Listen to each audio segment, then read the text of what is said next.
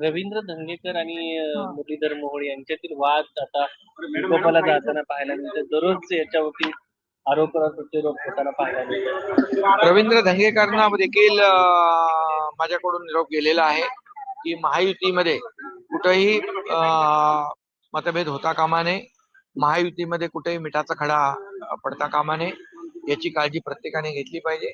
आणि मी त्या दिवशी पण जेव्हा पुण्यात गेलो तेव्हाही मी भाष्य केलं होतं, आजही करतो. प्रत्येक कार्यकर्त्यांनी महायुती जपली पाहिजे आणि महायुतीमध्ये कुठेही बेबनाव होईल अशा प्रकारचं कृत्य वक्तव्य करू नये. त्यांच्यावरती कारवाई करणार का त्यांच्या वक्तव्यावरून?